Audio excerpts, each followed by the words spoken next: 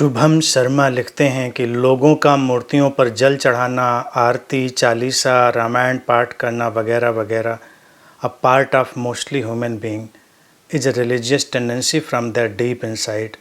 If not then how it is possible to give them a true way, एक सच्चा मार्ग. वो लिखते हैं कि लोग अपने कर्मकांडों में लगे रहते हैं, इसी तरह से धार्मिक गतिविधियों में, तो उनको एक सच्चा मार्ग कैसे दिया जाए. शुभम, तमाम परंपराएं होती हैं. मनुष्य ने सांत्वना ढूंढने के हमेशा उपाय ईजाद किए हैं. उन उपायों में ही उसने ईश्वर की भी ईजाद करी है. ईश्वर मनुष्य की ईजाद है, उसका आविष्कार है.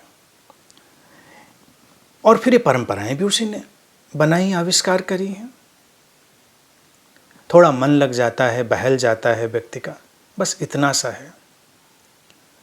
तुम पूछते हो कि सच्चा मार्ग कैसे बताएं, तो सच्चा मार्ग तो एक यही है,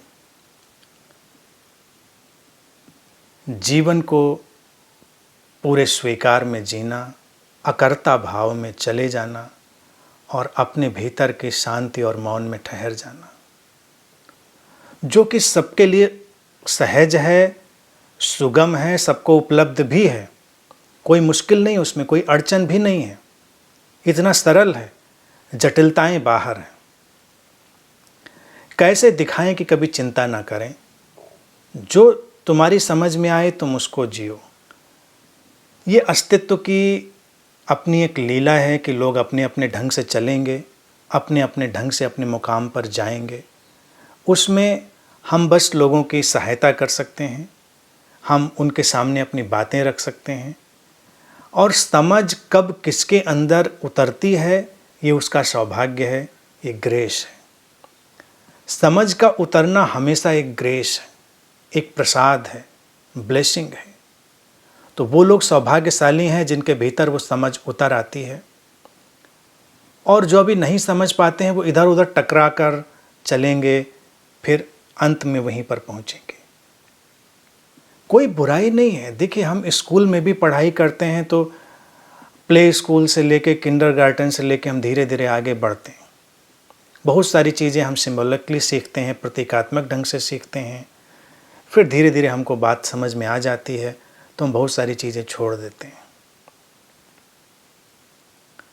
और आज का वक्त, जैसे जो इस प्रेजेंट क्राइसिस का वक्त है, मुझे इसलिए बड़ा पोटेंशियल और ख़ूबसूरत लगता है कि इसने तुम्हारे सारे धार्मिक क्रियाकलापों पर एक सवालिया निशान खड़ा कर दिया. तुमको लगता था कि ऐसा करने से वैसा होता है, वैसा करने से वैसा होता है, और तुम देखते हो कि अब सब बस ठहरे हुए हैं, प्रतीक्षा कर रहे हैं, और प्रतीक्षा करने के सिवा कोई विकल्प नहीं किसी के पास. लोग तुमको उपाय टोटके बताएंगे, तुमको मंत्र चालीसा जो तुमने सब लिखा है सब बताएंगे, लेकिन वो काम कहाँ आते हैं, आज भी नहीं आएंगे. इनका उपयोग क्या रहा मनोवैज्ञानिक रूप से, बस संक्षेप में उसको समझें. हमारा मन सजेशन बेस्ड है, mind is always suggestion based. तो हम उन सुझावों को अपने अंदर ग्रहण कर लेते हैं जो हमको अच्छा अनुभव कराते हैं, अच्छी प्रतीति कराते हैं. तो उन सुझावों का उपयोग है, उनकी महत्ता है. लेकिन वो सुझाव जब हमारे लिए उलझाव बन जाएं, हमारे मन को उलझाने वाले बन जाएं, हमको किसी न किसी तरह के अंधविश्वास में जकड़ने वाले बन जाएं, तब उनसे सावधान हो जाना चाहिए. तो मेरा सुझाव यह है कि किसी को मार्ग दिखाने की कोशिश ना करें. मार्ग दिख जाना उसका सौभाग्य होगा. तुम्हें समझ में आए, तुम जीना शुरू करो.